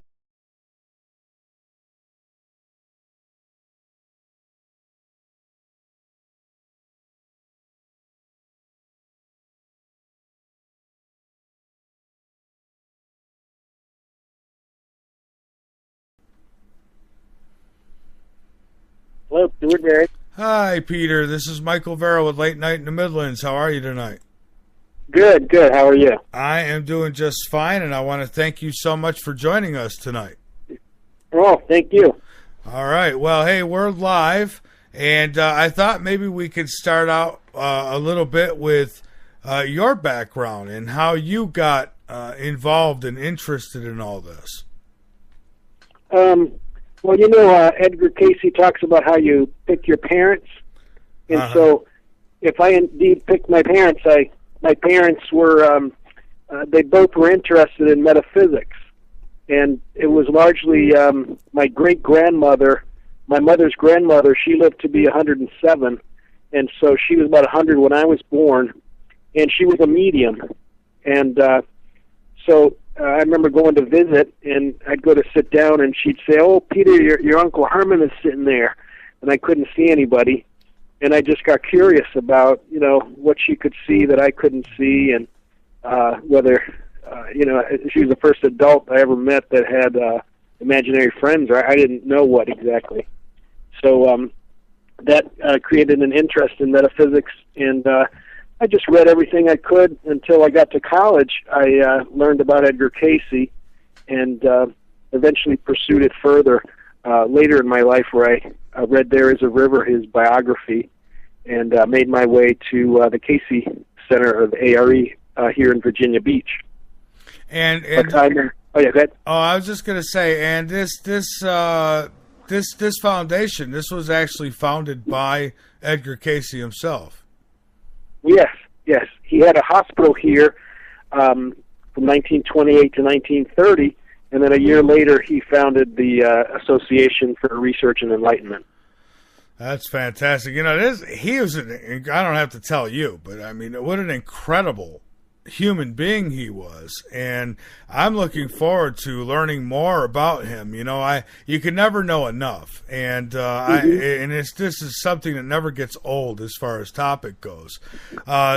So he built the center. What was it? 1931 that he put it together. Well, he moved here to Virginia Beach in the mid-20s, and then he opened a hospital from 1928 to 1930. And then when the hospital closed, his next step was this organization, the Association for Research and Enlightenment, which has been around since 1931.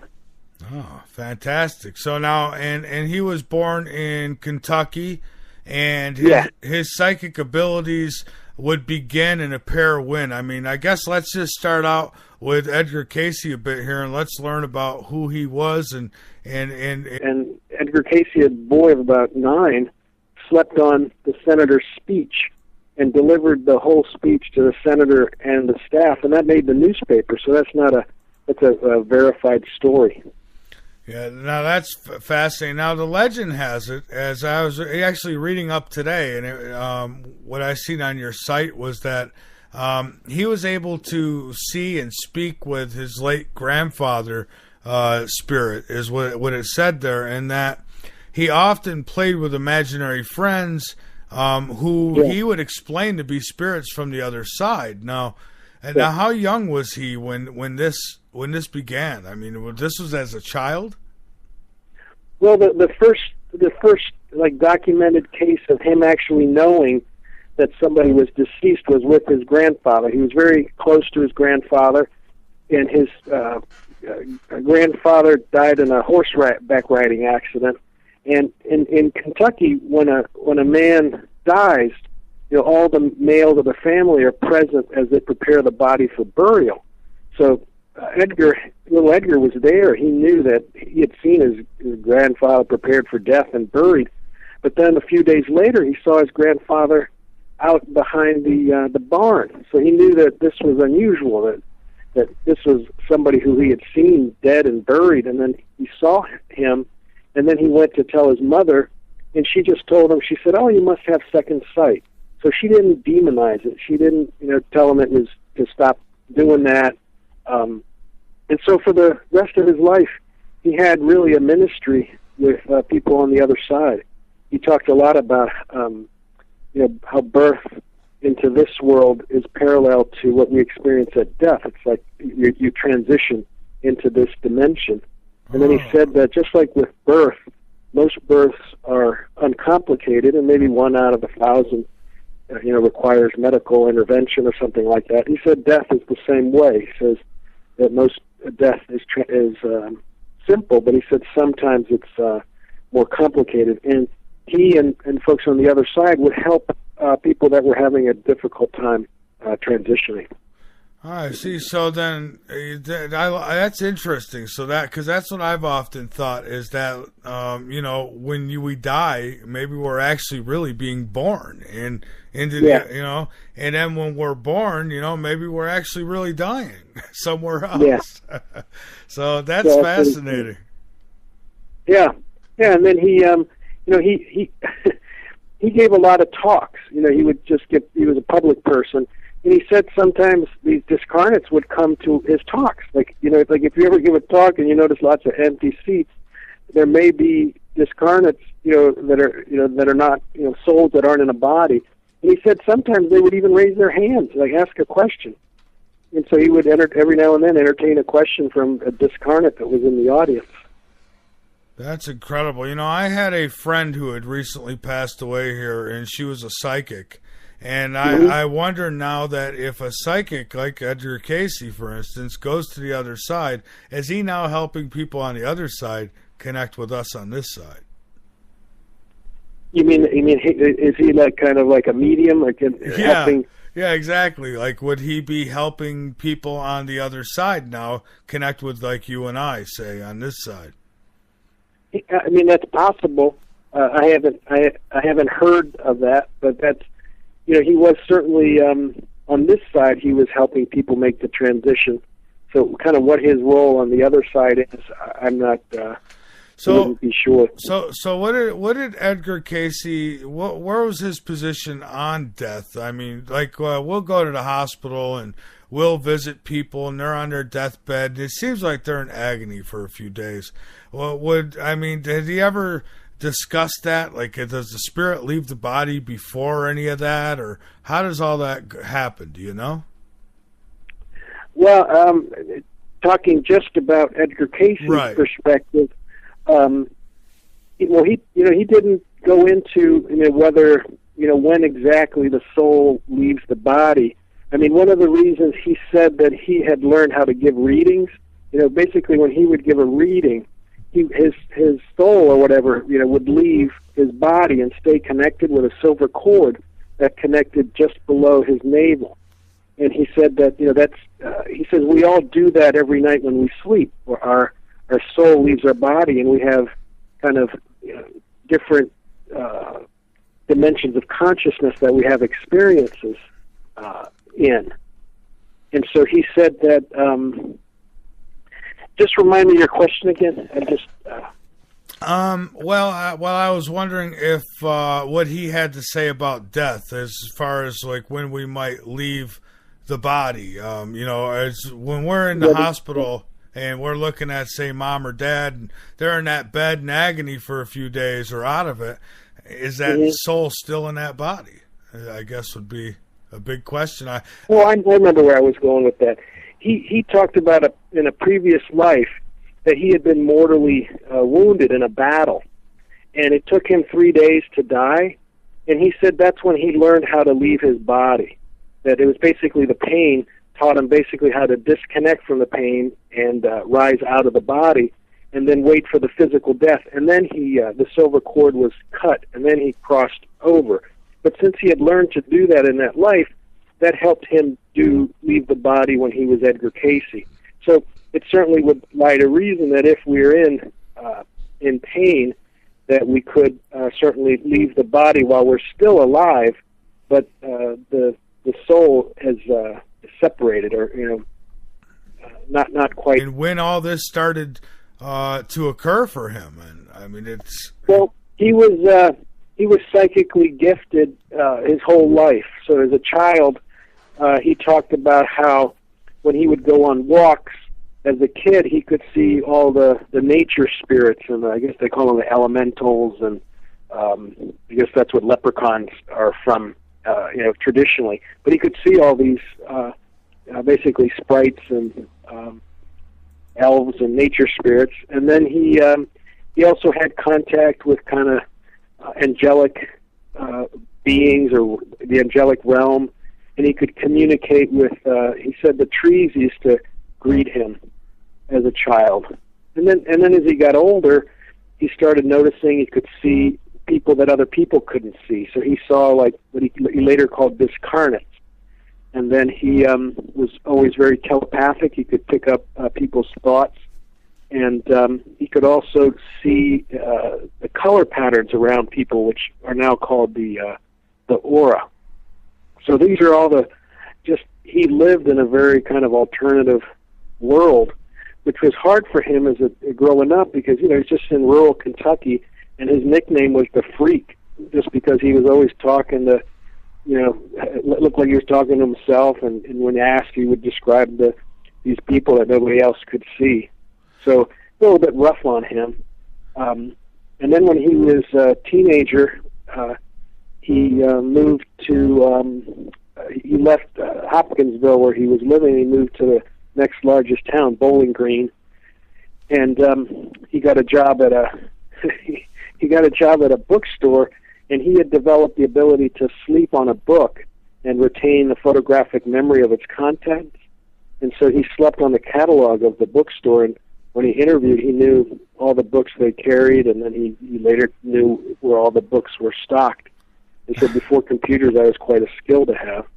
And eventually lost his voice, and that became the start of the next chapter of his life. I see. So, I was going to ask about that, his ability to sleep on a book, I guess put it under his pillow or something, and that he would be able to memorize it? Yes, that happened when his father, he was never a very good student, and so he had problems with spelling, and so his father was working with him on spelling, and it was getting late, and his father was getting angrier with him, and so he asked his dad if he could just rest a bit because he was tired, and he fell asleep on the book. And when he woke up, he had a photographic recollection of every page, every word. And then his father, who was quite a character, would always brag about anything he could, and so this got around, and a state senator. Actually, he talked to a senator in the body, not quite feeling pain the way we might. Right. So basically, the machines are keeping the body alive, not the soul, because the soul has, if you want to leave, you could probably leave. Yes, you can learn how to separate from the body consciously. He says we all do it unconsciously when we sleep, but some people learn how to disconnect from the body in consciousness, and certainly pain becomes a motivator to do that. Because in psychology, they just talk about like dissociation, where somebody's going through a traumatic experience, they learn how to leave the body, and so they kind of observe it from another place, like it's happening to something they're watching from a distance. You hear that with trauma survivors, that sometimes they have learned how to dissociate. Yeah, well, I know in my own case, years ago, I almost drowned in the lake. I mean, I got to a point where I knew I wasn't going to make it to shore, and I knew I wasn't going to last. And you get to a point where you're at peace. At least I did, where I was at peace, and I knew I was going to sink, and I knew it was over, and I accepted it, and and it was very peaceful. I didn't struggle. I didn't go nuts, and my friends saved me. But I was ready. Yeah. So, yeah, interesting. It is. It's strange. So I guess growing up, people probably looked at Edgar Cayce as a very strange individual. I mean, it wasn't too long before that they were burning people at the stake for being witches. So, him being able to talk to the other side, I'm sure there were some people who were really uneasy about that. Yes, and also, strangely enough, he was a very religious boy, and he was very. He read the Bible all the time, and so he was always questioning his abilities. His mother knew that he was a good person and that he would never use anything of these abilities wrongfully. But when he learned how to go into trance and give readings, he was very suspicious of handing himself over to somebody else's control. And he made promises. He made two promises, that if he ever gave a reading that hurt somebody, he'd stop. And if he ever gave a reading that went against his Christian beliefs, he would stop. And he never gave a reading that hurt anybody, but when reincarnation started coming up as a theme in his readings, he stopped for a while because he wasn't sure how to reconcile his Christian Bible beliefs with the doctrine of reincarnation. So he he knew the Bible in and out. I'm sure he slept on it and he memorized it. He made a promise as a child to read it one time for each year of his life. So, and he did it. They said the only thing you ever saw Edgar Cayce holding was the Bible or the newspaper, or ever reading. So then I would have to seriously assume that he believed, at least in most of what was in that book, right? Oh yeah, he sure